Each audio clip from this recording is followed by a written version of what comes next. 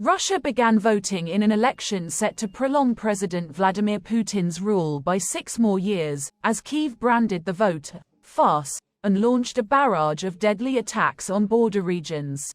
Officials in Moscow warned against any protests during the presidential vote, after calls from the opposition for anti-Putin demonstrations. The Kremlin says the vote will show that the country is fully behind his assault on Ukraine, and polling stations have been set up in Russian-held territories. Ahead of the election, Kyiv ramped up its aerial bombardment of Russian regions just across the shared border. And the Russian National Guard said it was fighting off attacks from pro-Ukrainian militias in Kursk, the latest in a string of border clashes. "I am convinced. You realize what a difficult period our country is going through, what complex challenges we are facing in almost all areas," Putin said in an address to Russians on the eve of the vote.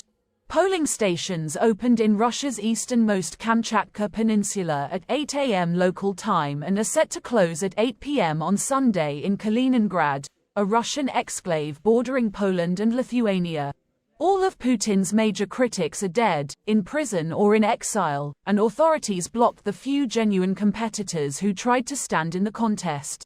Alexei Navalny, Putin's most high-profile opponent over the last decade, died in February in an Arctic prison colony. He was serving 19 years for extremism, a sentence widely seen as retribution for his campaigning against the Kremlin leader. Election victory will allow Putin to stay in the Kremlin until at least 2030, a longer spell in power than any Russian leader since Catherine the Great in the 18th century.